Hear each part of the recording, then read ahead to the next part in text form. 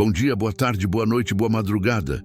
Independente da hora que você está assistindo, seja bem-vindo. E comenta aí, de qual cidade você está vendo essa história? Meu nome é Valdir Santos, mas todo mundo me chama de Nego. Não sei bem por que pegou esse apelido. Talvez porque sempre fui meio negociador, sempre dando um jeito nas coisas mais complicadas. Ou talvez porque depois de 23 anos rodando essas estradas do Brasil, aprendi que a vida é uma negociação constante com o destino. Faz 3 anos que minha Lúcia me deixou. Não posso culpar ela, não. Eu vivia mais na estrada que em casa, mais tempo conversando com o ronco do motor do que com minha própria mulher. Quando ela falou que tinha encontrado outro, um contador lá de Uberlândia que chegava em casa todo dia às 6 da tarde, eu só balancei a cabeça e desejei felicidade para ela. Mentira. Por dentro, algo se partiu.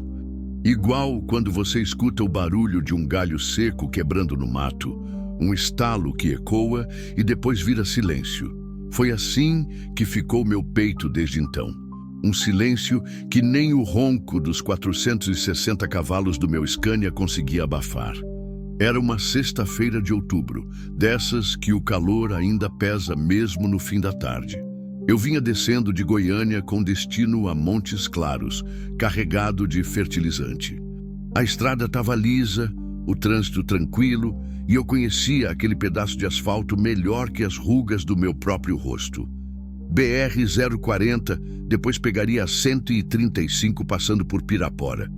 Mas o GPS começou a dar problema ali perto de Curvelo. A telinha piscava, gaguejava e de repente mostrou uma rota alternativa que eu nunca tinha visto. Estrada vicinal, dizia. Economia de 40 quilômetros. 40 quilômetros a menos significava chegar antes, descansar mais, talvez até ligar para Lúcia. Não, Nego, para com isso. Ela não é mais sua. Virei à direita numa placa meio apagada que indicava Fazenda Santa Rita, 15 quilômetros. A estrada era de terra batida, mas bem conservada, dessas que os fazendeiros mantêm direitinho para o gado passar. O sol já começava a se esconder atrás dos morros, pintando o céu de laranja e roxo, igual aquelas fotos que a gente vê na internet, mas nunca para admirar de verdade. O rádio do caminhão chiava baixinho uma música sertaneja, e eu deixei tocar. Às vezes, a solidão pede trilha sonora, sabe? O vento entrava pela janela entreaberta, trazendo cheiro de capim e terra úmida. Em algum lugar distante, uma cigarra cantava seu canto de fim de tarde. Eu dirigia no automático, pensando em nada e em tudo ao mesmo tempo, em como a vida tinha virado essa estrada sem fim, esse ir e vir sem destino certo, em como eu tinha 47 anos e me sentia perdido igual menino no meio da feira. Foi quando vi a casinha. No começo, parecia só mais uma construção abandonada, dessas que a gente encontra pelo interior afora. Telhado furado, paredes descascadas, mato tomando conta. Mas tinha algo diferente. Um brilho, algo branco. Diminuí a velocidade e olhei melhor. Era então que meu coração disparou. No meio daquela madeira velha e carcomida, entre as folhas secas e o mato fechado, havia um pedaço de tecido branco. Branco demais para ser lixo. Branco demais para ser coincidência. Parei o caminhão na beira da estrada. O motor diesel continuou roncando baixinho, como se também estivesse tentando entender o que a gente tinha acabado de ver. Peguei a lanterna no porta-luvas e abri a porta da cabine. O silêncio lá fora era diferente do silêncio dentro do caminhão. Era um silêncio que parecia estar escondendo algo. O tipo de silêncio que faz os pelos do braço arrepiarem sem motivo aparente. Caminhei devagar em direção à casinha, pisando firme nos galhos secos, desviando dos espinhos. A lanterna cortava a penumbra do fim de tarde, e a cada passo que eu dava, aquele brilho branco ficava mais nítido. E foi quando cheguei mais perto que eu vi. E nunca mais fui o mesmo. Era um vestido de noiva. Não era uma mulher. Uma mulher usando um vestido de noiva, e ela estava amarrada. Minha primeira reação foi de puro choque. O tipo de choque que te deixa parado igual poste, tentando processar se aquilo que você está vendo é real, ou se o cansaço da estrada finalmente fez sua cabeça pirar de vez. A luz da lanterna tremulava na minha mão, ou era minha mão que tremulava, não sei dizer.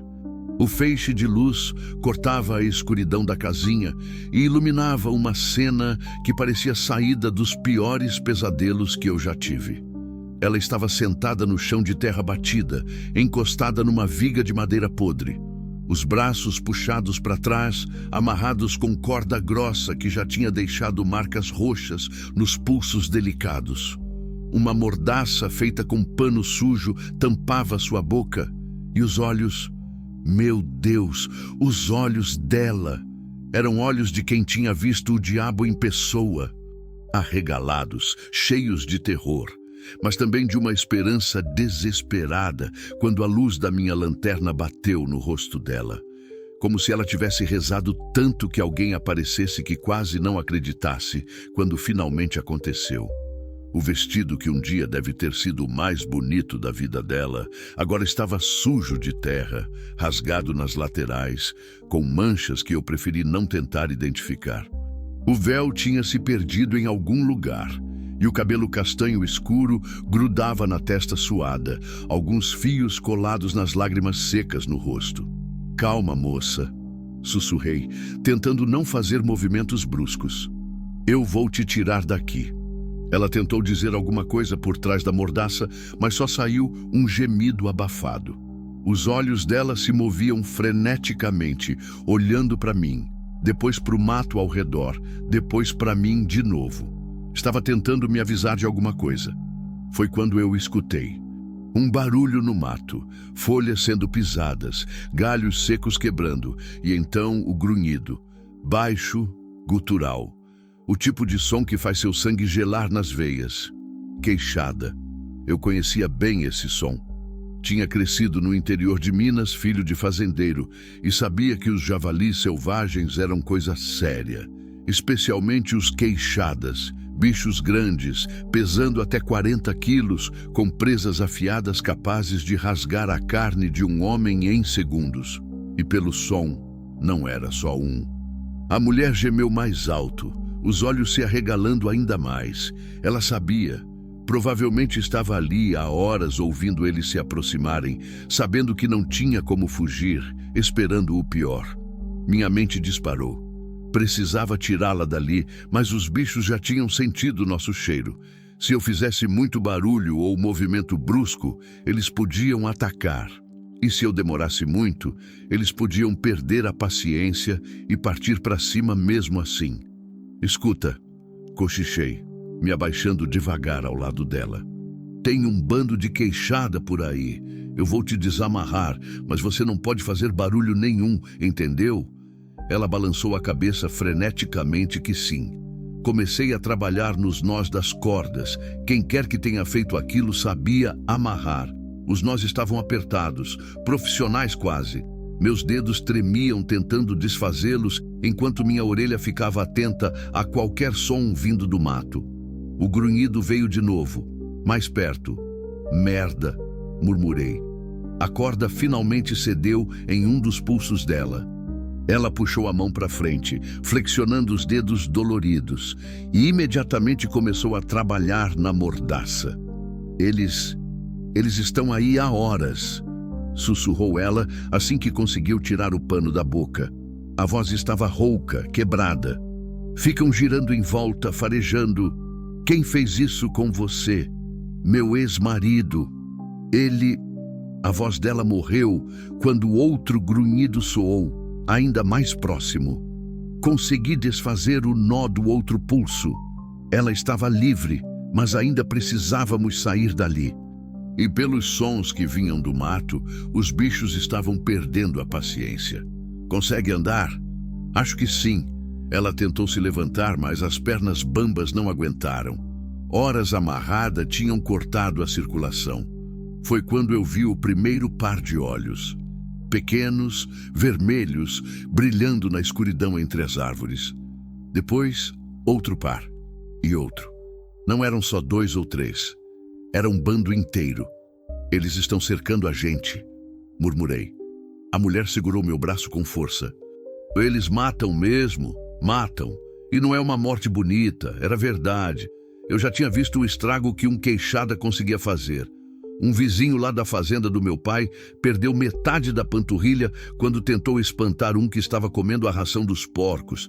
E aquilo era só um. Ali tinham pelo menos 6 ou 7, pensei no caminhão. Estava a uns 40 metros dali, mas para chegar até ele a gente teria que atravessar uma área aberta. Os bichos eram rápidos, muito mais rápidos que qualquer pessoa correndo, especialmente uma mulher descalça e usando vestido de noiva. Como você chegou até aqui? Perguntei, tentando ganhar tempo enquanto pensava numa solução. Ele me pegou na saída da igreja, eu ia casar hoje. A voz dela quebrou. Estava esperando meu noivo chegar quando Ricardo apareceu, meu ex-marido. Ele me arrastou para dentro do carro e me trouxe para cá. Onde ele está agora? Não sei. Ele me amarrou e falou que ia buscar. Ela engoliu em seco, que ia buscar carne fresca para atrair os bichos. Falou que queria que eu sentisse o gosto do medo antes de morrer. Um fio de bile subiu pela minha garganta. Que tipo de animal fazia uma coisa dessas? Ele volta? Não sei, faz horas que ele saiu. Os olhos vermelhos estavam mais próximos agora. Conseguia ver as silhuetas dos bichos se movendo entre as árvores, farejando, avaliando a situação. Eles sabiam que a gente estava encurralado. Foi quando tive uma ideia. Você fuma? O quê? Ela me olhou como se eu tivesse enlouquecido. Isqueiro. Você tem isqueiro? Não, eu não fumo, Tá bom, eu tenho. Escuta, quando eu falar para correr, você corre direto pro caminhão. Não olha para trás, não para por nada. Entendeu? E você? Eu vou dar um jeito de distrair eles. Peguei o isqueiro no bolso e olhei ao redor procurando algo que queimasse bem. A casinha velha era perfeita. Madeira seca, folhas acumuladas, tudo pronto para virar uma fogueira. Qual seu nome? Perguntei enquanto juntava alguns galhos secos. Marina. Marina Oliveira. Prazer, Marina. Eu sou Nego e a gente vai sair daqui vivo, pode confiar.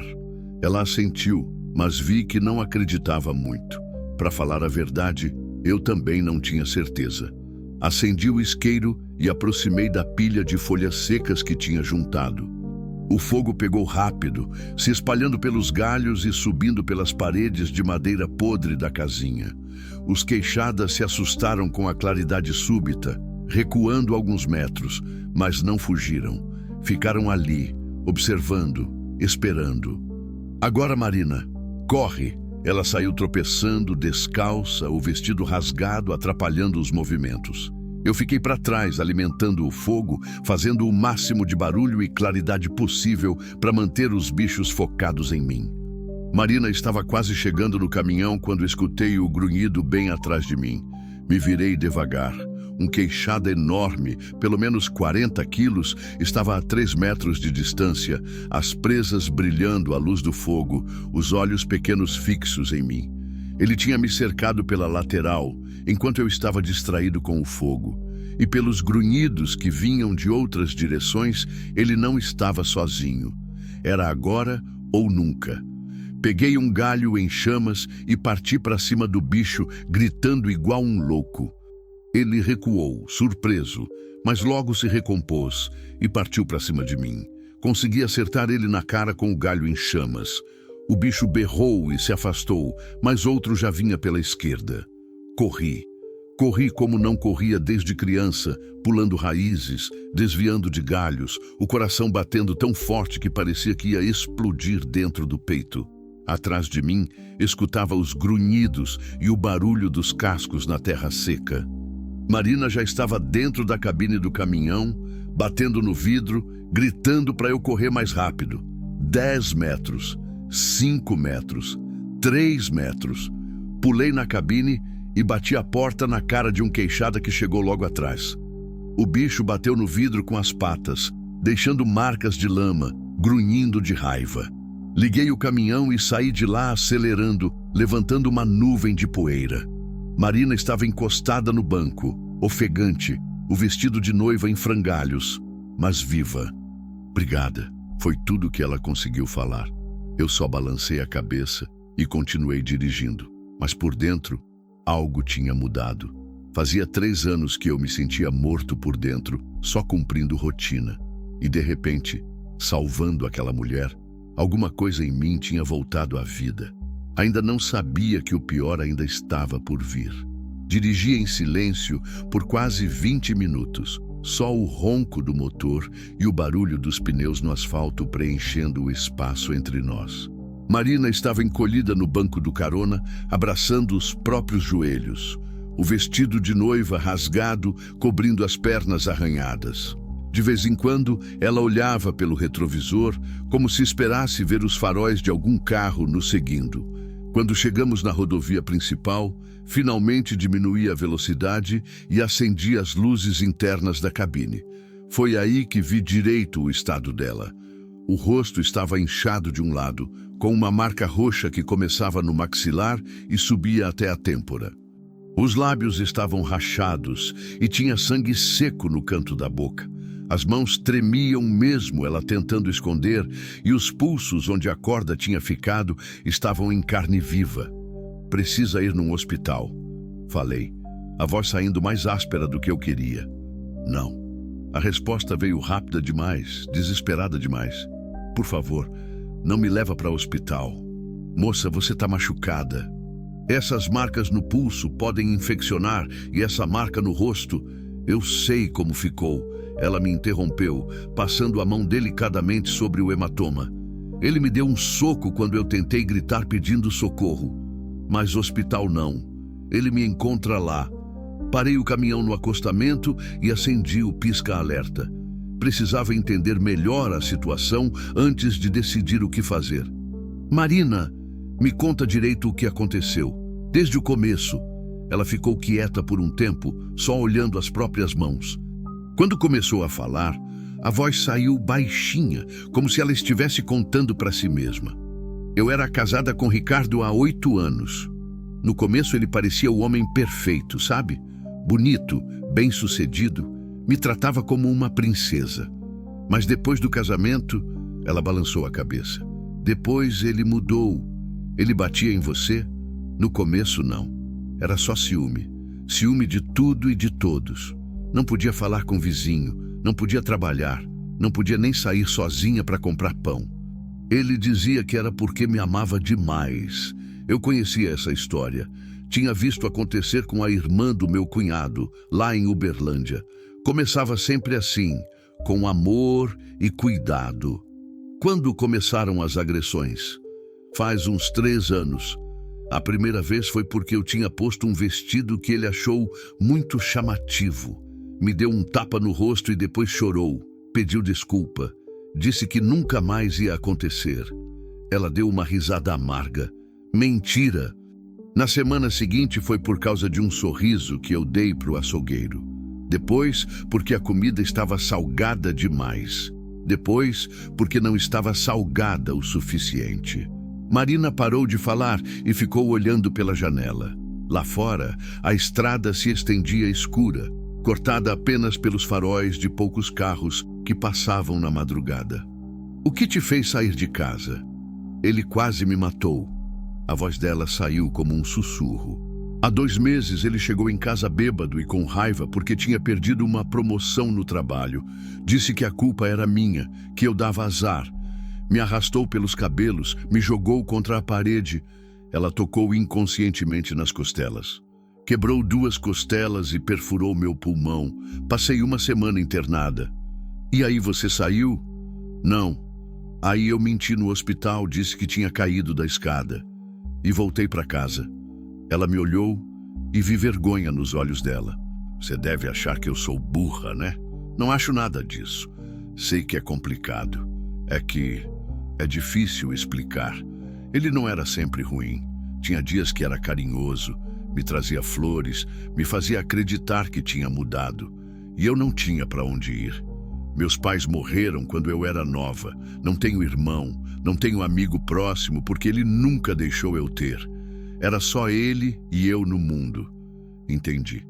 Era o ciclo clássico: violência, arrependimento, lua de mel e, de novo, a violência. Cada vez pior. O que mudou então? Conheci o Daniel. Pela primeira vez desde que a encontrei, vi um sorriso pequeno aparecer no canto da boca dela. Ele é enfermeiro do hospital onde fiquei internada. Foi ele que cuidou de mim quando cheguei toda quebrada. E ele via através das mentiras, sabia que não tinha sido acidente nenhum. E, no começo, ele só conversava comigo durante os plantões. Perguntava como eu estava, se precisava de alguma coisa. Mas depois começou a me explicar sobre relacionamentos abusivos, me deu uns panfletos sobre violência doméstica, me falou de um grupo de apoio. Marina se ajeitou no banco, puxando o vestido rasgado para cobrir melhor as pernas. Levou 3 meses para ele conseguir me convencer de que aquilo não era normal, de que eu merecia coisa melhor. E mais 3 meses para eu juntar coragem de sair de casa. Como você saiu? Uma manhã que Ricardo saiu para o trabalho, eu peguei uma mala pequena com algumas roupas e documentos e saí. Fui direto para a casa de uma tia do Daniel, em Montes Claros. Ela me acolheu, me ajudou a arrumar um emprego numa loja de roupas. Comecei a fazer terapia. Aos poucos, fui me sentindo gente de novo. E o Ricardo, ele não te procurou? Procurou. Nossa, como procurou? Os olhos dela se encheram de lágrimas. Ele aparecia no meu trabalho, na casa da tia do Daniel, me ligava de números diferentes a toda hora. Dizia que ia me matar se eu não voltasse. Uma vez ele invadiu a loja onde eu trabalhava e me arrastou até o carro. Sorte que a dona da loja chamou a polícia a tempo. Vocês fizeram queixa? Fizemos, mas você sabe como é, né? Medida protetiva é só papel. Se o cara quer te fazer mal, um papel não vai parar ele. Era verdade. Eu já tinha visto muita notícia de mulher morta por ex-marido, mesmo tendo medida protetiva. Quando você decidiu casar com esse Daniel, o sorriso voltou, mais forte desta vez. Faz 2 meses que ele me pediu em casamento. Nada muito elaborado, sabe? A gente estava na cozinha fazendo janta e ele falou assim: Marina, eu te amo. Quero passar o resto da vida cuidando de você. Casa comigo? Ela riu baixinho. Eu chorei tanto que nem consegui responder direito. Só balancei a cabeça que sim. E hoje era o casamento. Era. A alegria sumiu do rosto dela. Era para ser o dia mais feliz da minha vida. Acordei cedo, fui no salão arrumar o cabelo, vesti esse vestido que a gente economizou 6 meses para comprar. Ela olhou para o tecido rasgado e sujo. A cerimônia era às 5 da tarde, numa igreja pequena lá de Montes Claros. Eu estava na porta esperando o carro que ia me levar quando a voz dela morreu. Quando o Ricardo apareceu. Apareceu dirigindo um carro que eu nunca tinha visto. Parou na minha frente, desceu e falou que precisava conversar comigo. Eu disse que não tinha nada para conversar, que ele estava descumprindo a medida protetiva. Ele disse que só queria me dar os parabéns e me entregar um presente de casamento. Marina limpou uma lágrima que escorreu pelo rosto. Eu devia ter corrido, devia ter gritado, mas a rua estava vazia. E ele parecia, sei lá, parecia normal, calmo. Até sorriu para mim. Pensei que talvez ele tivesse finalmente aceito que tinha acabado, mas não tinha. Não. Quando eu me aproximei do carro para pegar o presente, ele me empurrou para dentro e trancou as portas. Tinha mudado as travas. Ela mostrou os dedos, que tinham pequenos cortes. Eu arranquei as unhas tentando abrir. E ele te trouxe para cá. Ele dirigiu por mais de 1 hora. Eu implorava, chorava, prometia que voltava para ele se ele me soltasse, mas ele não falava nada. Só dirigia com aquele sorriso terrível no rosto. Quando chegamos naquela casinha, ele me arrastou para dentro e começou a me amarrar. Marina fez uma pausa, respirando fundo antes de continuar. Sabe o que ele falou enquanto apertava as cordas nos meus pulsos? Ele falou: se eu não posso ter você, ninguém pode, mas eu não vou sujar minhas mãos, vou deixar os bichos fazerem o serviço por mim. Senti um aperto no estômago. Ele sabia dos queixadas? Sabia. Ele cresceu na região, conhece cada pedaço desse mato. Falou que ia buscar carne podre para espalhar em volta da casinha, para atrair os bichos. Queria que eu passasse horas com medo antes de morrer. Filho da puta, murmurei. Ele falou que depois que os bichos terminassem comigo, ia inventar uma história de que eu fugi no dia do casamento, que ninguém ia me procurar num lugar isolado como aquele. E o Daniel? Não ia estranhar você não aparecer para o casamento? Claro que ia. Mas o que ele ia fazer? Ia pensar que eu mudei de ideia, que desisti no último minuto. Acontece direto isso. Fiquei pensando no pobre coitado do Daniel, esperando na igreja, vendo os convidados chegarem, olhando o relógio, sem saber que a mulher que ele amava estava amarrada numa casinha isolada, esperando para morrer. Marina, onde você quer ir agora? Não sei, ela falou, e pela primeira vez pareceu realmente perdida. Se eu volto para Montes Claros, ele me encontra. Se eu vou para outro lugar, como vou avisar o Daniel que eu tô viva? Seu celular? Ele pegou e quebrou. Pisou em cima até virar pó. Peguei meu celular e ofereci para ela. Liga para ele. Marina pegou o telefone com mãos trêmulas e discou um número. Ficou esperando chamar, mas ninguém atendia. Deve estar no hospital, ela falou. Ele trabalha de noite às vezes. Tentou mais 2 vezes, sem sucesso. Ele deve estar preocupado, falei. Deve estar arrasado, pensando que eu abandonei ele no altar. Mais lágrimas. Como eu vou explicar isso para ele? Como vou explicar que meu ex-marido quase me matou no dia do nosso casamento? Você explica contando a verdade. Se ele te ama mesmo, vai entender. E se o Ricardo tentar de novo? A gente pensa nisso depois. Primeiro vamos te colocar em segurança. Olhei o combustível. Ainda tinha mais da metade do tanque. E minha carga só precisava estar em Montes Claros até segunda-feira de manhã. Escuta, Marina, eu vou te levar para onde você quiser ir. Se você quer tentar falar com o Daniel, a gente vai atrás dele. Se você quer ir para outra cidade, a gente vai. Mas uma coisa eu te garanto. Enquanto você estiver comigo, esse desgraçado não encosta um dedo em você. Ela me olhou com uma expressão que eu não sabia interpretar. Por que você está fazendo isso por mim? Você nem me conhece. Era uma boa pergunta. Por que mesmo? Talvez porque fazia 3 anos que eu me sentia inútil, sem propósito. Talvez porque salvar ela tinha me feito lembrar que eu ainda servia para alguma coisa. Ou talvez porque, olhando para aquela mulher destroçada, mas ainda lutando, eu via um pouco de mim mesmo. Porque é o certo a fazer, respondi. E porque tem muito tempo que eu não faço nada que valha a pena. Marina ficou me olhando por um longo tempo. Depois estendeu a mão. Muito prazer, nego. Obrigada por salvar minha vida. Apertei a mão dela, sentindo as marcas deixadas pelas cordas. Muito prazer, Marina. Agora vamos descobrir um jeito de você recuperar sua vida. Voltei para o trânsito e continuamos rodando pela madrugada. Mas agora não era mais só eu e minha solidão dentro daquela cabine. Era eu, Marina, e uma missão que tinha me dado mais propósito do que qualquer carga que eu já transportei. O que eu não sabia é que Ricardo não tinha desistido e que nossos problemas estavam só começando. Eram quase 2 da manhã quando as primeiras gotas começaram a bater no para-brisa.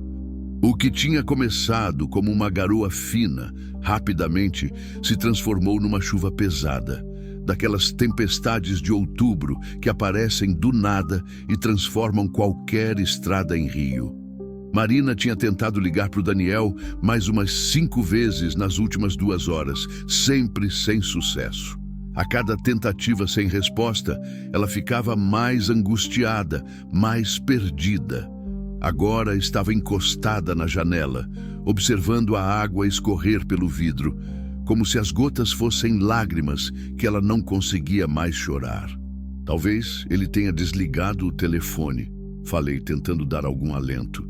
Deve estar sofrendo demais para falar com alguém. Ou talvez ele esteja aliviado, ela respondeu baixinho. pensando que escapou de casar com uma mulher que foge no dia do casamento. Para com isso, você conhece ele te ama. Conhecer? Marina deu uma risada amarga. Eu achava que conhecia o Ricardo também. No começo do nosso namoro, ele era o homem mais doce do mundo. Escrevia cartinha para mim, me levava flores no trabalho, falava que eu era a mulher da vida dele. A chuva estava ficando mais forte e eu precisei diminuir a velocidade. Os limpadores do para-brisa mal conseguiam dar conta da água que caía. Pessoas mudam, Marina, nem sempre para pior. E se o Daniel for igual? E se depois de um tempo ele também começar a ficar possessivo, violento? Aí você sai fora antes que vire o que virou com o Ricardo. Você já aprendeu os sinais. Ela ficou quieta por alguns minutos, só olhando a estrada molhada, iluminada pelos faróis. Nego, posso te fazer uma pergunta pessoal? Pode. Você é casado? Senti aquela pontada familiar no peito. Faz 3 anos que minha mulher me deixou. O que aconteceu? A estrada aconteceu. Suspirei. Eu vivia mais tempo dentro deste caminhão do que em casa.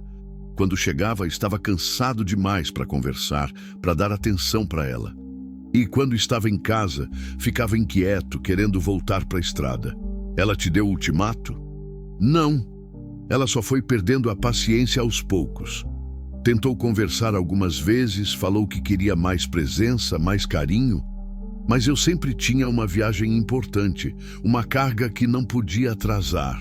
Balancei a cabeça. Quando ela falou que tinha encontrado outro, eu nem fiquei surpreso. Foi com raiva de mim mesmo por ter deixado acontecer. Você ainda ama ela? Era uma pergunta que eu evitava responder, até para mim mesmo. Amo, mas amo a lembrança do que a gente era, não o que a gente tinha virado.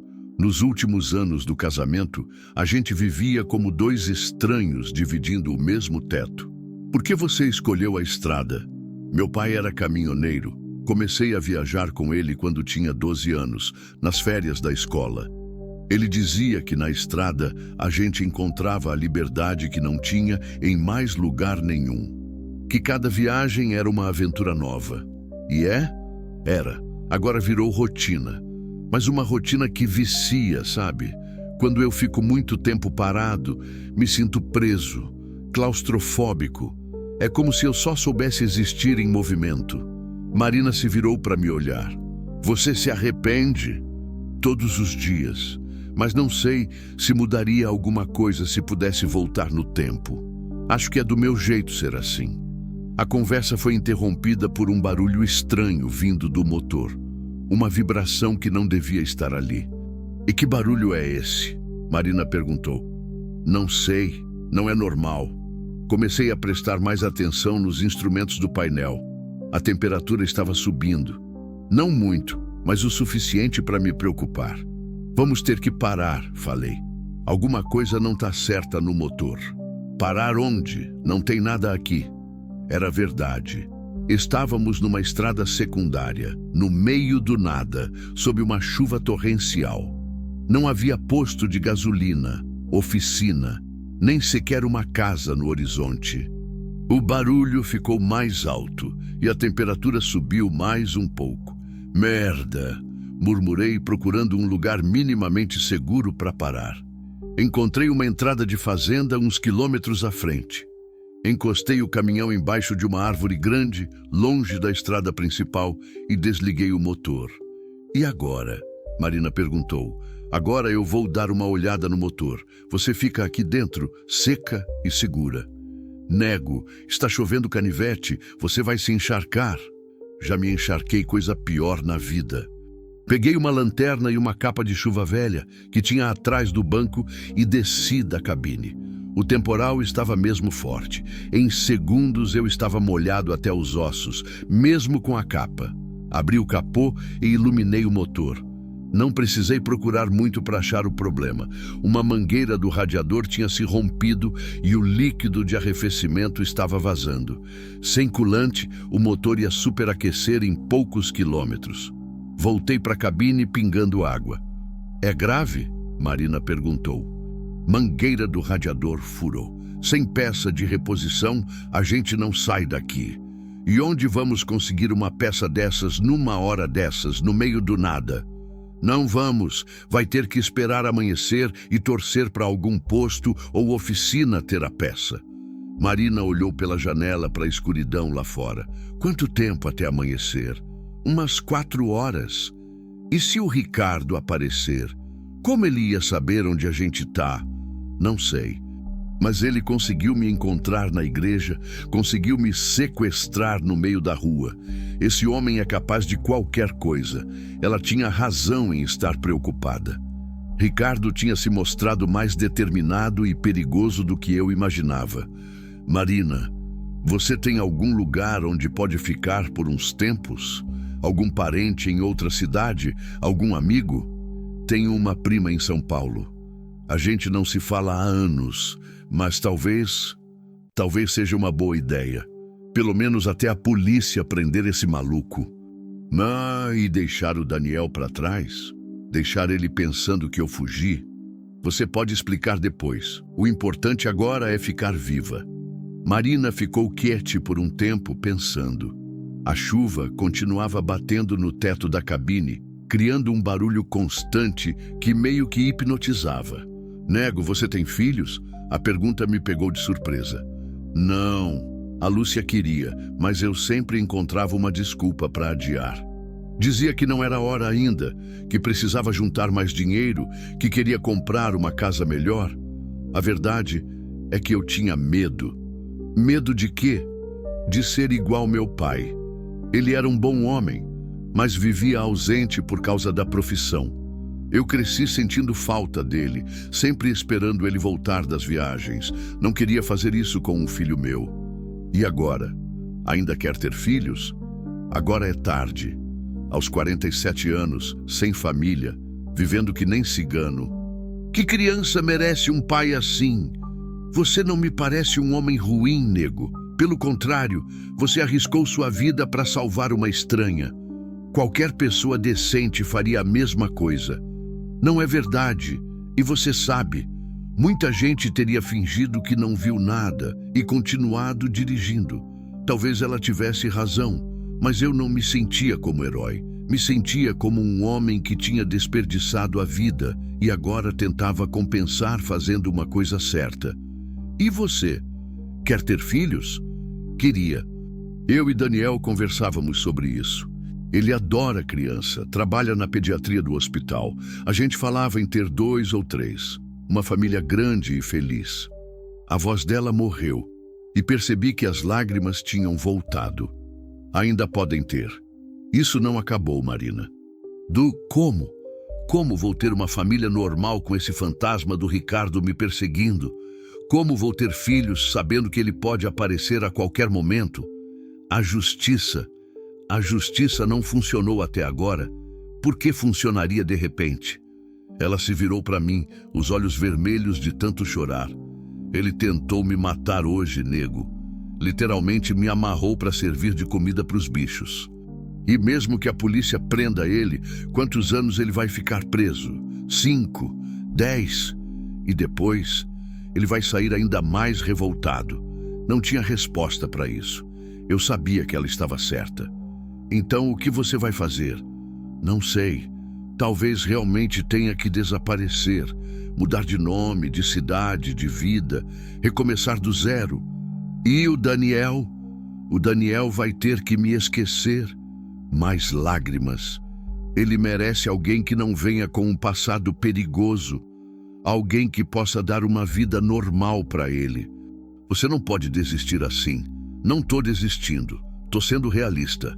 Enquanto o Ricardo estiver vivo, eu não vou ter paz. E não vou colocar o Daniel em risco por minha causa. Marina, você não entende, nego.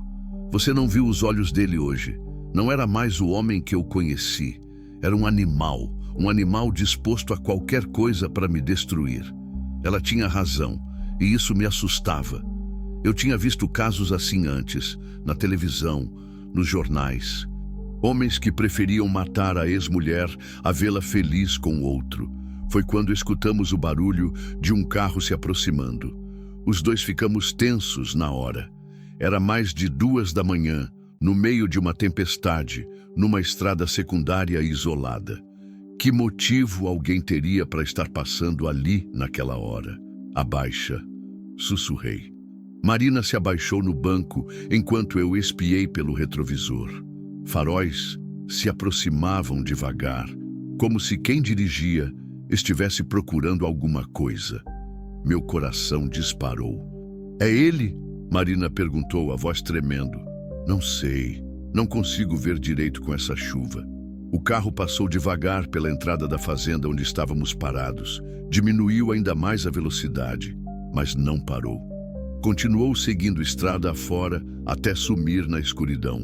Ficamos em silêncio por alguns minutos, esperando, ouvindo.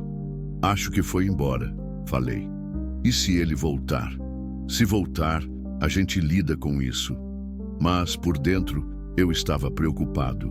Quem mais estaria dirigindo por aquelas bandas numa hora dessas, numa chuva dessas, se não fosse alguém procurando por alguma coisa específica? Nego. Você tem alguma arma? Tenho um martelo atrás do banco. E você? Pepper spray. Mas molhou quando ele me arrastou para o carro. Não sei se ainda funciona. Peguei o martelo e deixei ao alcance da mão. Não era grande coisa contra um homem determinado, mas era melhor que nada. Marina, tenta ligar para o Daniel de novo. Ela pegou o celular e discou. Desta vez alguém atendeu. Alô? A voz do outro lado era masculina, cansada. Daniel! Marina quase gritou de alívio. Marina! Meu Deus, Marina, onde você está? O que aconteceu? Eu procurei você por toda parte, liguei para a polícia. Fui no hospital pensando que você tinha sofrido um acidente. Daniel, escuta bem. O Ricardo me sequestrou. Silêncio do outro lado. O quê? Meu ex-marido. Ele me pegou na frente de casa e me levou para um lugar isolado. Tentou me matar. Marina, isso é loucura. Cadê você agora? Estou numa estrada, não sei bem onde. Um caminhoneiro me salvou. Que caminhoneiro? Marina, você está bem? Está machucada? Estou machucada, mas viva. Daniel, o Ricardo está me procurando. Ele não vai desistir. Onde você está exatamente? Eu vou buscar você agora mesmo. Marina me olhou. Onde a gente está? Estrada vicinal, uns 30 quilômetros depois de Curvelo, seguindo em direção a Montes Claros. Marina repetiu a informação para o Daniel. Tá, eu saio agora. Mas Marina, cadê a polícia nisso tudo? A gente ainda não chamou. Primeiro eu queria falar com você. Amor, você tem que registrar ocorrência. Esse homem tentou te matar. Eu sei. A gente vai fazer isso. Quem é esse caminhoneiro que salvou você? Marina me olhou de novo. Um anjo, ela respondeu. Ele se chama Nego. Escutei quando Daniel suspirou do outro lado. Marina, eu te amo. Quando você sumiu, eu pensei que tinha morrido. Achei que você tinha desistido de mim, que não me amava o suficiente. Eu jamais faria isso com você, Daniel. Jamais. Eu te amo mais que minha própria vida. Eu vou te buscar, tá bem? Fica onde está. Não sai daí. Em 2 horas eu chego. Daniel, cuidado. Se você ver o Ricardo por aí, não tenta ser herói. Ele está completamente fora de si. Vou levar uns amigos comigo. Fica tranquila. Marina desligou e me olhou com lágrimas nos olhos. Mas desta vez eram lágrimas de alívio. Ele ainda me ama, ela sussurrou. Claro que ama. Você achou que ele ia fazer o quê? Não sei. Tinha tanto medo que ele pensasse que eu tinha fugido. Foi quando escutamos o barulho do carro voltando. Desta vez, ele parou, bem na nossa frente. 2 portas bateram na noite e vi 2 silhuetas se aproximando do caminhão sob a chuva. Uma delas eu reconheci imediatamente, mesmo na escuridão. Era Ricardo, e ele não estava sozinho. Abaixa e não faz barulho, sussurrei para Marina, apertando o martelo na mão. As 2 silhuetas se aproximavam devagar, uma mais alta que a outra. A chuva torrencial mascarava seus movimentos, mas eu conseguia ver que eles estavam cautelosos, como predadores cercando uma presa. Marina estava encolhida no banco, tremendo. Não sei se era de frio ou de medo. Provavelmente os dois. Marina! A voz de Ricardo cortou a noite como uma lâmina. Eu sei que você está aí dentro. Vi vocês dois conversando. Meu sangue gelou. Ele tinha estado observando a gente há quanto tempo? Sai daí, Marina. Vamos terminar nossa conversa. A voz dele era calma demais, controlada demais. O tipo de calma que vem antes da violência. Não responde, murmurei para ela. Ricardo bateu no vidro da porta do passageiro com os nós dos dedos. 3 batidas lentas, quase educadas. Marina, amor, não fica aí escondida que nem criança. Eu só quero conversar. Marina me olhou com os olhos arregalados de terror puro. Conhecia aquele tom de voz. Sabia o que vinha depois. E você aí, caminhoneiro? Ricardo continuou. Sai da cabine devagar, com as mãos onde eu possa ver. Não precisa se meter numa coisa que não é sua. Olhei pelo retrovisor lateral. O outro homem estava parado um pouco mais atrás e, pela postura, tinha alguma coisa na mão. Provavelmente uma arma. Nego, Marina sussurrou. Ele vai me matar. Se você sair daí, ele vai me matar e depois matar você também. Ele vai tentar. Mas enquanto a gente estiver aqui dentro, temos vantagem. Que vantagem? Eles podem quebrar o vidro. Podem... Marina! Ricardo gritou, perdendo a paciência. Chega de brincadeira. Sai daí agora ou eu mando meu amigo aqui fazer uns buracos nesse caminhão. Pronto. Confirmado que tinham arma. Olhei ao redor, procurando alternativas. Estávamos numa entrada de fazenda, com uma árvore grande de um lado e um barranco do outro. O caminhão estava posicionado de forma que só dava para sair pela frente ou dar ré.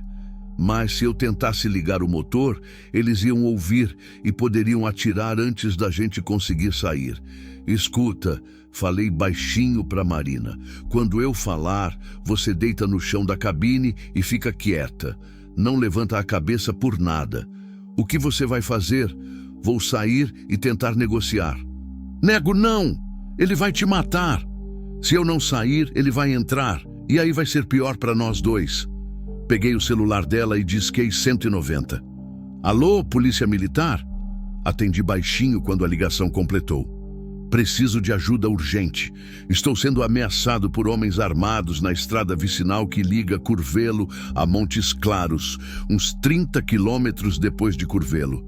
Eles estão tentando sequestrar uma mulher. Senhor, mantenha a linha. Vamos enviar uma viatura para sua localização. Façam rápido. A situação está crítica. Deixei a linha aberta e entreguei o telefone para Marina. Fica com isso. Se acontecer alguma coisa comigo, explica tudo para a polícia. Nego, por favor, não sai daí. Tenho que sair. Se não sair, ele vai fazer algo pior. Respirei fundo e abri a porta da cabine. A chuva me atingiu como um soco gelado. Em segundos estava encharcado de novo, o cabelo colado na testa, a camisa grudando no corpo. Ricardo estava a uns 3 metros de distância, os braços cruzados, um sorriso sinistro no rosto. Era um homem de uns 35 anos, bem vestido mesmo debaixo da chuva, com um físico atlético que denunciava quem frequentava a academia regularmente. Mas eram os olhos que mais me chamaram a atenção. Olhos de fanático, de quem tinha perdido completamente o contato com a realidade. O comparsa dele estava uns 5 metros atrás, meio escondido atrás do carro. Homem mais baixo, mais gordinho, segurando algo que parecia ser uma pistola. Então você é o herói da história, Ricardo falou, a voz carregada de ironia. O cavaleiro de armadura brilhante que veio salvar minha mulher. Ela não é sua mulher, vocês são divorciados. Divorciados no papel, mas alguns laços são mais fortes que papel, você não acha? Acho que você é um homem doente que não aceita um não como resposta. O sorriso dele ficou mais largo. Doente? Eu? Rapaz, eu sou um homem apaixonado. Marina é a mulher da minha vida. Eu dedicaria minha existência inteira para fazê-la feliz. Amarrando ela para servir de comida para os bichos? Ah, você viu aquilo? Ele deu de ombros. Às vezes o amor exige métodos extremos. Se eu não posso tê-la, pelo menos vou garantir que ninguém mais tenha. Você é louco. Sou apaixonado. Você que não entende porque provavelmente nunca amou ninguém de verdade. A frase me atingiu mais do que eu esperava. Talvez porque tivesse um fundo de verdade. Escuta, Ricardo, a polícia já tá vindo. Se você for embora agora, ainda dá tempo de evitar uma merda maior. Polícia? Ele riu. Rapaz, você acha que eu tenho medo de polícia?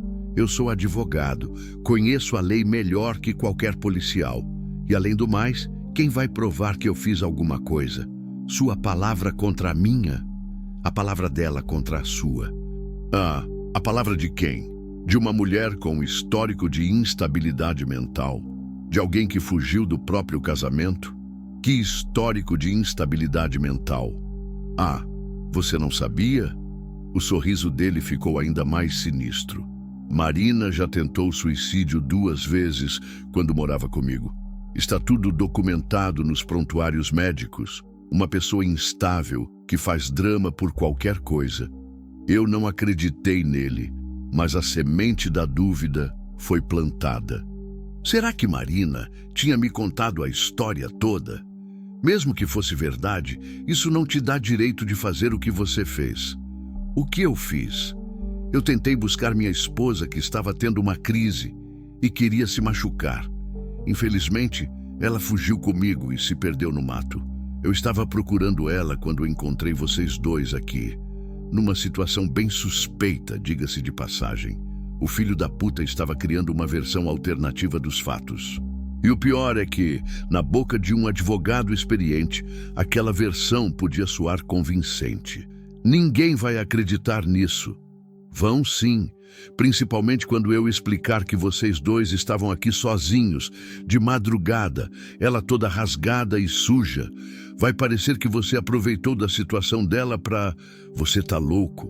Estou sendo realista. Minha palavra e a do meu amigo aqui contra a palavra de um caminhoneiro qualquer e de uma mulher com histórico de problemas mentais. Quem você acha que um juiz vai acreditar? A chuva continuava caindo forte, embaçando minha visão, fazendo com que eu tivesse que piscar constantemente para conseguir ver direito. O que você quer, Ricardo? Quero minha mulher de volta. É simples assim. Ela não quer voltar. Ela tem outra vida agora. Tem? Ele riu de novo. Com aquele enfermeirinho de merda? Rapaz, você acha que um homem que ganha 2 salários mínimos vai conseguir dar para ela o que eu dava? Casa própria, carro do ano, roupas de marca? Felicidade. Ele dá felicidade para ela. Felicidade. Ele cuspiu a palavra como se fosse algo nojento. Felicidade é coisa de criança. Adulto precisa de estabilidade, de segurança, e isso só eu posso dar para ela. Dando soco nela? Eu nunca machuquei Marina por prazer. Só quando ela fazia alguma coisa perigosa, autodestrutiva, era para proteger ela de si mesma. Que nem hoje. Hoje ela ia cometer o maior erro da vida dela. Casar com um Zé, ninguém que não tem condição nem de dar uma festa decente para ela. Eu só tentei fazê-la ver razão, amarrando ela e deixando para os bichos matarem. Isso foi um momento de raiva. Quando vi ela naquele vestido, pronta para se entregar para outro homem, perdi a cabeça. Mas não ia deixar acontecer nada com ela. Ia voltar antes dos bichos chegarem. Mentira. É verdade. Eu amo essa mulher mais que minha própria vida. Jamais deixaria algo acontecer com ela. Então por que você voltou com uma arma? Para garantir que vocês não iam fugir antes de eu conseguir conversar com ela direito. Durante toda a nossa conversa, eu ficava de olho no comparsa dele, que continuava parado atrás do carro. Às vezes ele se mexia, mudava de posição, mas sempre mantendo a arma apontada na minha direção. Ricardo, mesmo que sua versão da história seja verdade, mesmo que você ache que está protegendo ela, você não vê que ela não quer sua proteção? Não vê que ela é feliz com outro homem? Ela acha que é feliz, mas é ilusão. Daqui a uns meses, quando a paixonite passar, ela vai ver que cometeu um erro. E aí vai querer voltar para mim. Sempre volta. Sempre volta. Marina já tentou me deixar outras vezes. Saía de casa dizendo que tinha acabado, que não me amava mais. Mas sempre voltava. Às vezes levava dias, às vezes semanas, mas sempre voltava. Porque você ia atrás dela e obrigava ela a voltar. Porque ela percebia que não conseguia viver sem mim. Que eu sou o amor da vida dela, assim como ela é o meu. O homem estava completamente delirante. Vivia numa realidade paralela, onde as fugas de Marina eram apenas birras temporárias, onde a violência era amor, onde controle era cuidado. E o Daniel? Você vai matar ele também? Não preciso matar ninguém.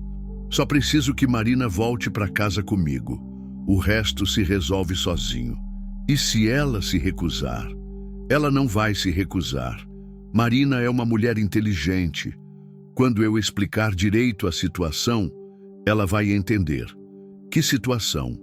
Que o enfermeirinho teve um acidentezinho, meu sangue gelou. O que você fez?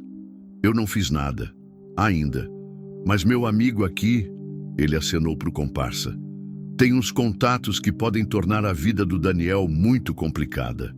Um acidente de trânsito, um assalto que deu errado, uma overdose de medicamento no hospital. Essas coisas acontecem, né? Você está ameaçando matar um inocente. Estou explicando as consequências. Marina tem uma escolha. Volta para mim e todo mundo fica seguro. Ou insiste nessa teimosia e pessoas inocentes se machucam, incluindo ela. Marina jamais se machucaria comigo. Eu protejo ela. Você amarrou ela para servir de comida para os javalis? Isso foi um momento de raiva. Ele gritou pela primeira vez, perdendo o controle. Quando vi ela naquele vestido, toda bonita, pronta para se entregar para outro, foi como se alguém tivesse arrancado meu coração com as mãos. Mas eu ia voltar. Eu sempre volto para proteger ela. A máscara de civilidade tinha caído. Por baixo era só raiva, obsessão e loucura. Ricardo, você precisa de ajuda médica. Eu preciso da minha mulher. Ele deu um passo na minha direção. E você vai me ajudar a convencer ela, ou vai virar mais um problema que eu vou ter que resolver. Não vou convencer ela de nada. Ela é livre para escolher a própria vida. Livre? Ele riu, mas agora era uma risada sem humor nenhum. Ninguém é livre, caminhoneiro. Todo mundo tem alguém que pode ser machucado. Todo mundo tem um ponto fraco. Você está me ameaçando? Estou sendo realista. Você tem família, amigos, ex-mulher? O filho da puta tinha feito o dever de casa. Provavelmente sabia da Lúcia. Deixa as outras pessoas fora disso. Então me ajuda. Convence a Marina a ser razoável. Ela já foi razoável. Saiu de um relacionamento abusivo e tentou reconstruir a vida. Você que não aceita. Relacionamento abusivo, ele cuspiu. Buzzword de feminista. Eu dava tudo para ela. Casa, carro, roupa, comida, proteção. Ela não precisava se preocupar com nada, exceto apanhar de vez em quando. Disciplina. Quando um filho faz algo errado, o pai corrige. Quando uma esposa faz algo perigoso, o marido protege. Ela não é sua filha nem sua propriedade. É minha mulher. Ele gritou de novo. É minha mulher e ninguém mais vai tocar nela. Foi quando escutei um barulho atrás de mim. Marina tinha aberto a porta da cabine. Chega, Ricardo. Ela falou, a voz firme apesar de estar tremendo. Para com isso. E, Marina. O rosto dele se iluminou como se ela fosse uma aparição divina. Amor, você veio. Eu sabia que você ia entender. Entender o quê? Que você tentou me matar hoje? Eu nunca tentaria te matar. Você sabe que eu te amo. Você me amarrou para servir de comida para os bichos. Foi um momento de raiva, amor. Eu ia voltar, ia te salvar. Como você me salvou das outras vezes que me bateu? Como você me salvou quando quebrou minhas costelas? Isso foi acidente. Você tropeçou. Eu tropeçou no seu punho, Ricardo. Marina desceu da cabine e ficou ao meu lado. Mesmo com medo, mesmo tremendo, ela estava enfrentando o demônio do passado. Marina, amor, esquece essas coisas ruins. Vamos para casa, vamos recomeçar. Eu prometo que vai ser diferente desta vez. Não vai ser diferente. Nunca é diferente. Você promete, fica bonzinho por uns dias e depois volta a bater. Eu mudei, Marina. Fiz terapia, parei de beber. Você fez terapia? Ela riu, mas era uma risada triste. Quando? Nos últimos 2 meses. Procurei ajuda depois que você saiu. Percebi que tinha problemas com raiva, com ciúme, e a primeira coisa que você faz quando me vê é me sequestrar e tentar me matar. Que terapia fantástica! Foi porque você ia casar. Não consegui suportar a ideia de te perder de verdade. Você já me perdeu, Ricardo. Me perdeu no dia que levantou a mão para mim pela primeira vez. Marina, por favor. Pela primeira vez, a voz dele quebrou. Eu te amo. Eu te amo mais que tudo neste mundo. Não consigo viver sem você. Então aprende. Como eu aprendi a viver sem você? Não posso. Você é tudo para mim. Sem você, eu não sou nada. Isso não é amor, Ricardo. Isso é obsessão. Foi quando escutamos o barulho das sirenes ao longe. A polícia estava chegando. Ricardo ouviu também e seu rosto se contorceu numa expressão de raiva pura. Filha da puta! Ele rosnou. Você chamou a polícia. Eu chamei. Falei. E eles já devem estar bem perto. Ricardo olhou para o comparsa, que acenou confirmando alguma coisa. Tá bem. Ricardo falou, a voz de volta ao tom calmo e controlado. Se não pode ser do jeito fácil, vai ser do jeito difícil. Ele fez um sinal para o outro homem, que começou a se aproximar com a arma em punho. Ricardo, não faz isso, Marina implorou. Você só vai piorar sua situação. Minha situação já não pode piorar. Se eu não posso ter você, ninguém pode. O comparsa estava a uns 2 metros de distância quando as primeiras luzes azuis e vermelhas apareceram na estrada, cortando a escuridão da noite. Polícia! Alguém gritou através de um alto-falante. Larguem as armas e coloquem as mãos na cabeça. Ricardo olhou para as luzes se aproximando, depois para Marina, depois para mim. E eu vi nos olhos dele que ele tinha tomado uma decisão. Uma decisão terrível. Se não posso ter você viva, ele sussurrou. Pelo menos vou garantir que você não viva para ser de mais ninguém. E foi quando tudo virou caos. Tudo aconteceu em questão de segundos. Ricardo fez um movimento brusco em direção a Marina no exato momento que o comparsa levantou a arma. Eu não pensei, só agi. Empurrei Marina para o lado e me joguei em cima de Ricardo, o martelo ainda na minha mão. O tiro ecoou na noite, abafado pela chuva, e senti uma dor ardente passar pelo meu ombro esquerdo. Mas o impulso já tinha me levado para cima de Ricardo, e nós dois caímos na lama, rolando, se debatendo. Seu filho da puta! Ricardo gritava, tentando me acertar com socos enquanto eu tentava segurá-lo. Ela é minha! Minha! Consegui acertar ele na lateral da cabeça com o cabo do martelo. Não foi um golpe forte, mas foi o suficiente para deixá-lo meio atordoado por uns segundos. O tempo que eu precisava para me posicionar melhor. Marina, corre! Gritei. Ela estava parada, em choque, olhando para a gente se debatendo na lama. O sangue do meu ombro estava se misturando com a água da chuva, criando riachos vermelhos que escorriam pelo chão. Marina, vai embora! Isso a tirou do transe. Ela começou a correr em direção às luzes da polícia, tropeçando no vestido molhado, mas conseguindo se manter em pé. O comparsa tentou mirar nela, mas as viaturas já estavam muito perto e ele teve que se abrigar atrás do carro. Polícia! Larguem as armas! O alto-falante gritou de novo. Ricardo aproveitou minha distração e conseguiu me virar, ficando por cima. As mãos dele foram direto para o meu pescoço. Você destruiu tudo! Ele rosnou, apertando. Tudo. Ela era minha vida. Comecei a sentir falta de ar. As mãos dele eram fortes, treinadas e estavam cortando completamente minha respiração.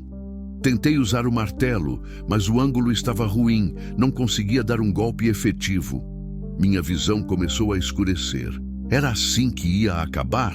Morto na lama, numa estrada de merda nas mãos de um louco? Foi quando escutei o tiro. Desta vez, não foi o comparsa, foi a polícia. Ricardo soltou meu pescoço de repente e olhou para cima com os olhos arregalados. Uma mancha vermelha começou a se espalhar pela camisa branca dele, na altura do peito. Não, ele sussurrou. Eu só queria... Ele caiu de lado, as mãos tentando estancar o sangue que brotava do ferimento. Consegui me levantar, ofegante, a garganta doendo, o ombro latejando. Ao redor era puro caos. Policiais correndo, gritos, lanternas cortando a chuva em todas as direções. O comparsa tinha largado a arma e estava de joelhos, as mãos na cabeça. 2 policiais o algemavam enquanto outros se aproximavam de Ricardo. "Preciso de uma ambulância aqui", alguém gritou. "Temos um ferido à bala." Marina estava sendo atendida por uma policial feminina perto de uma das viaturas. Mesmo de longe, consegui ver que ela estava bem, só abalada. "Senhor!"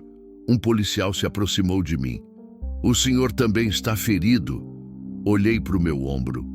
O sangue tinha parado de escorrer, mas a camisa estava ensopada. "É só um arranhão", falei, a voz saindo rouca por causa do estrangulamento. "Vou chamar os paramédicos para dar uma olhada. Você pode me contar o que aconteceu aqui?" Enquanto eu contava a história para o policial, vi os paramédicos chegando e se ajoelhando ao lado de Ricardo. Ele ainda estava consciente, mas pálido, respirando com dificuldade. "Marina", ele murmurou quando os paramédicos começaram a trabalhar nele. Cadê a Marina?" "Calma, senhor", um dos paramédicos falou. "Concentra na respiração. Você levou um tiro no pulmão, precisa ficar quieto." Eu só queria proteger ela."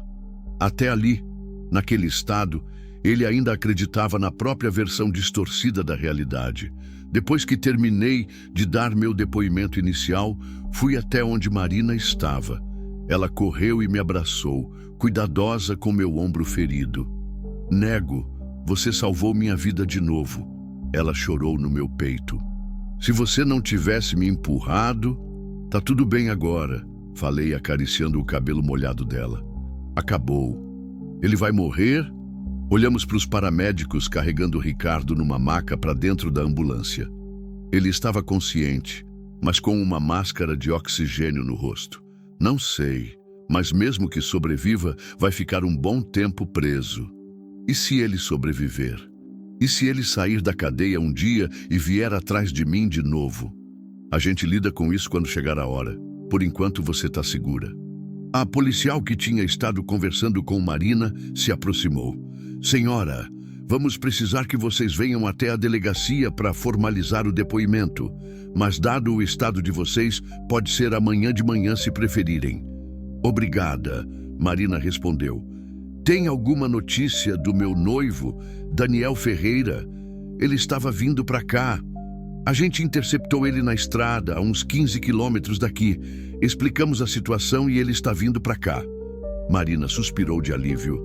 "E o caminhão?" perguntei. "Tá com problema no motor, uma mangueira furou. A gente pode providenciar um guincho amanhã. Por enquanto, se quiserem, podem ir com a viatura." Foi quando vimos os faróis de um carro se aproximando rapidamente.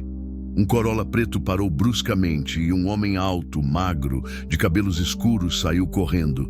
"Marina!" ele gritou. "Daniel!" Ela correu em direção a ele. Eles se abraçaram no meio da chuva, os dois chorando. Ela ainda com o vestido de noiva rasgado e sujo, ele de roupa de hospital. "Meu Deus, Marina, eu pensei que tinha te perdido", ele falava, cobrindo o rosto dela de beijos.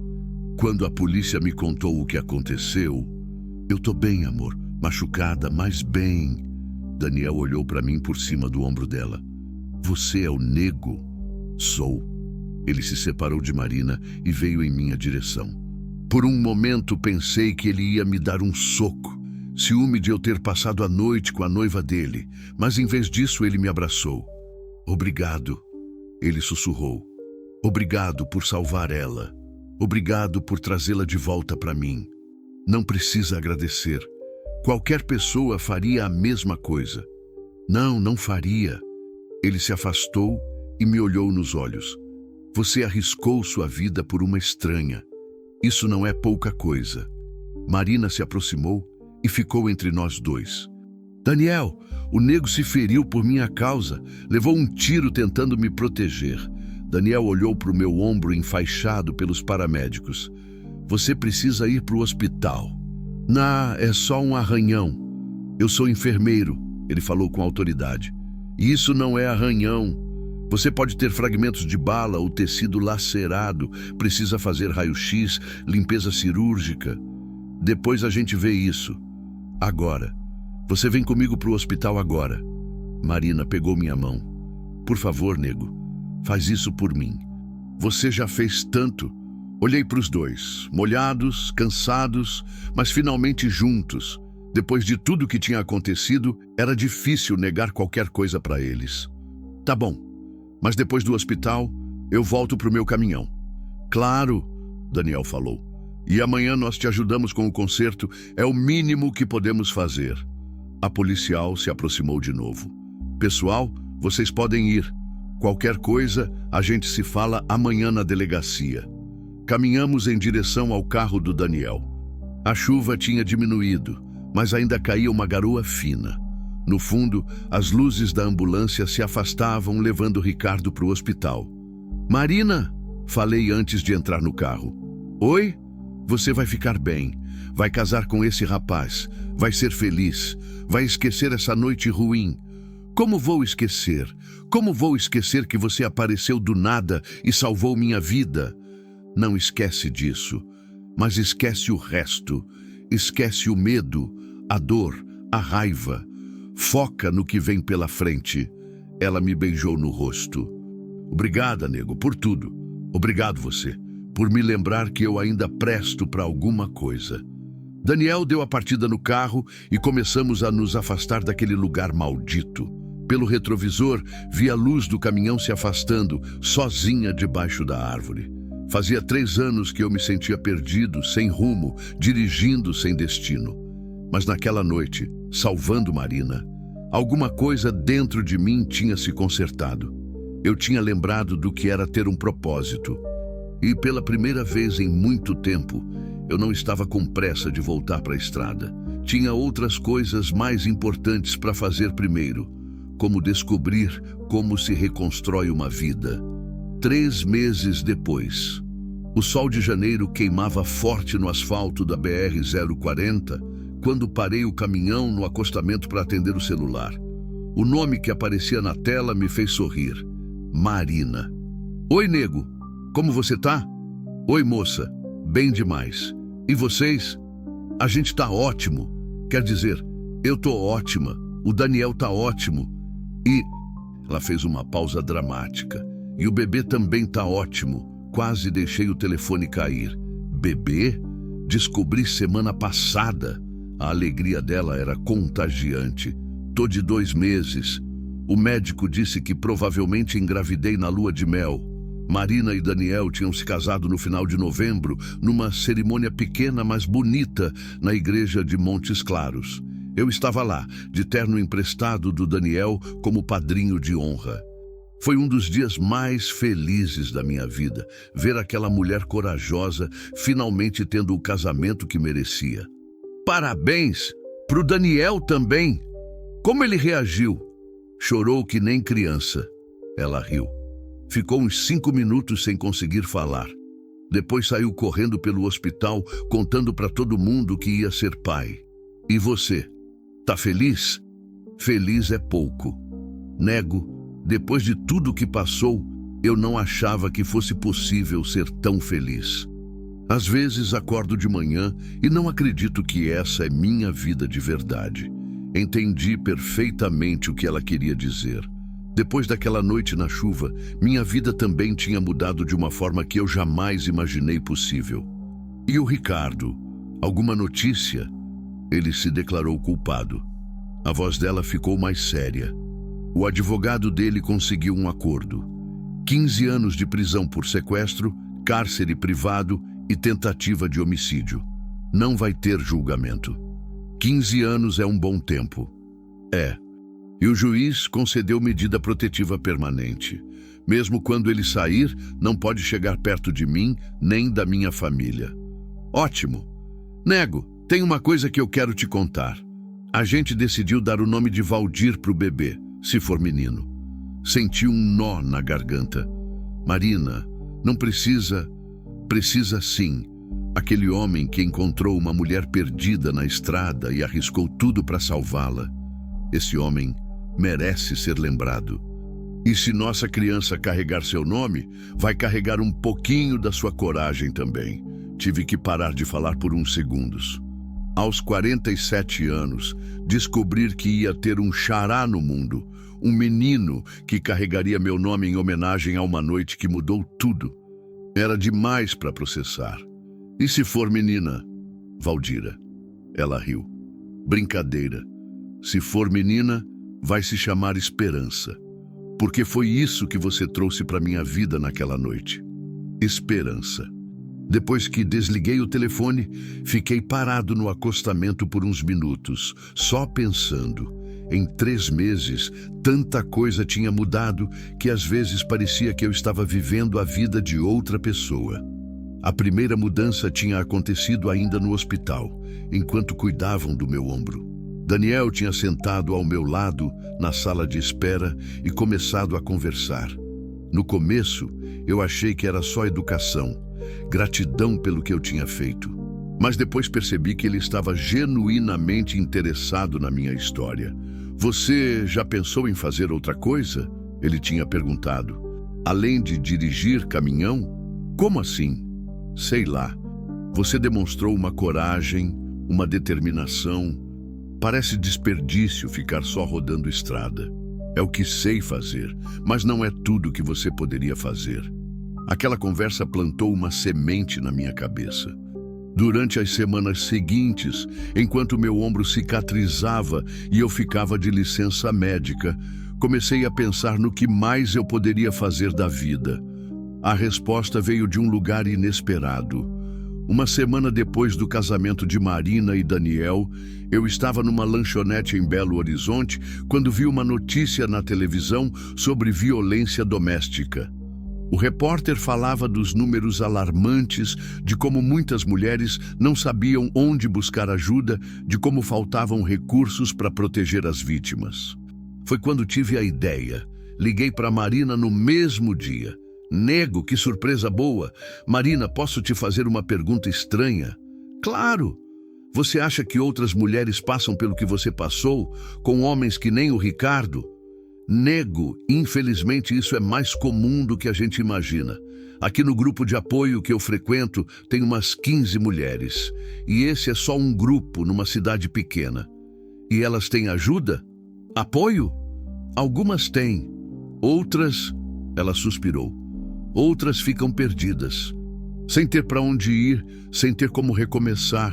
E se tivesse alguém que pudesse dar uma mão? Alguém que entendesse da estrada, que conhecesse lugares seguros, que pudesse ajudar numa emergência? Marina ficou quieta por uns segundos. Nego, você está pensando no que eu acho que você está pensando? Estou pensando em usar meu caminhão para alguma coisa mais útil que transportar carga. E foi assim que nasceu o projeto Estrada Segura. Com a ajuda de Daniel e Marina, consegui contato com ONGs que trabalham com violência doméstica. Ofereci meus serviços para situações de emergência, mulheres que precisavam sair de casa rapidamente, que precisavam de transporte seguro para outras cidades, que precisavam desaparecer por uns tempos. No começo, achei que ninguém ia levar a sério. Um caminhoneiro de meia idade querendo virar anjo da guarda de mulheres em situação de risco? Parecia coisa de filme. Mas a primeira ligação chegou 3 semanas depois que divulguei o projeto. Uma mulher em Governador Valadares. O ex-marido tinha descoberto onde ela estava escondida e estava indo atrás dela com uma arma. Precisava sair da cidade imediatamente com a filha de 6 anos. Dirigi 10 horas direto para chegar lá.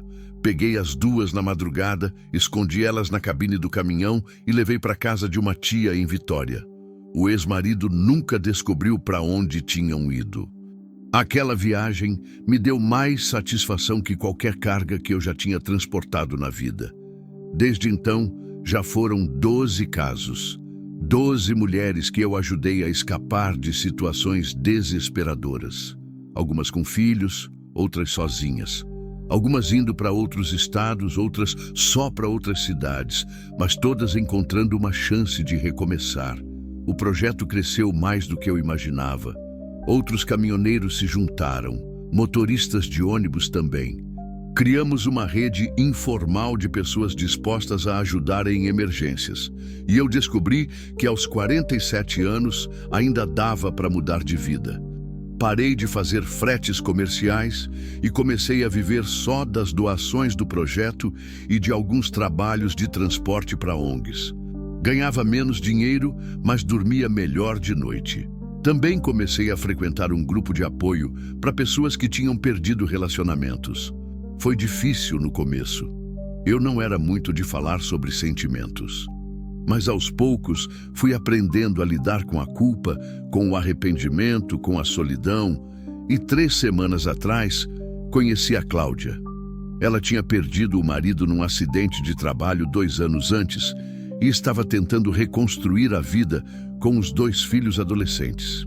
A gente começou conversando no grupo, depois tomando um café, depois das reuniões, depois eu descobri que ainda era possível se apaixonar aos 47 anos. Cláudia era tudo que a Lúcia não era. Independente, decidida, acostumada com a vida dura. Ela sabia que meu trabalho me levava para a estrada constantemente e não só aceitava, como admirava. Dizia que eu estava fazendo algo importante, que estava salvando vidas. E talvez ela estivesse certa. Liguei o caminhão e voltei para a estrada. Estava indo para Fortaleza buscar uma mulher que tinha conseguido fugir de um marido violento, mas estava encurralada lá, sem dinheiro para voltar para a família no interior do Ceará. Enquanto dirigia, pensava em como a vida era estranha. 3 meses atrás, eu era um homem perdido, sem propósito, vivendo no automático. Uma tempestade, uma estrada secundária e uma mulher de vestido branco amarrada numa casinha velha tinham mudado tudo. Marina tinha me dado um presente naquela noite, mesmo sem saber. Ela tinha me mostrado que eu ainda era capaz de fazer a diferença, que minha vida ainda podia ter significado. E agora, cada viagem era uma missão. Cada mulher que eu ajudava era uma vida que recomeçava. Cada família que eu reunia era uma vitória contra a violência e o desespero. O celular tocou de novo. Desta vez, era Cláudia. Oi, amor, cadê você? Na estrada, indo buscar mais uma. Cuidado, tá bem? E liga quando chegar. Ligo sim. Cláudia? Oi, eu te amo. Eu também te amo. Agora vai salvar mais uma vida. Desliguei o telefone e sorri. Lá fora, a estrada se estendia infinita sob o sol de janeiro. Mas agora, ela não era mais um caminho sem destino. Era uma ferramenta de liberdade, uma ponte entre o desespero e a esperança. E eu, Valdir Santos, conhecido como Nego, de 47 anos de idade e 23 de estrada, finalmente sabia exatamente para onde estava indo. Estava indo ajudar alguém a encontrar o caminho de casa. E no processo, tinha encontrado o meu próprio caminho. 2 anos depois, Marina deu à luz Valdir Santos Ferreira, um menino saudável que cresceu ouvindo a história de como ganhou seu nome. O projeto Estrada Segura se tornou uma ONG oficialmente registrada, com uma rede de mais de 200 motoristas voluntários em todo o Brasil. Ricardo cumpre pena no presídio de Governador Valadares. Segundo o último relatório médico, desenvolveu depressão severa e passa por tratamento psiquiátrico. Nego e Cláudia se casaram no ano seguinte, numa cerimônia simples, com Marina e Daniel como padrinhos. Ela se tornou a coordenadora administrativa do projeto Estrada Segura. E nas estradas do Brasil, o ronco de caminhões continua levando não apenas cargas, mas esperança para quem mais precisa.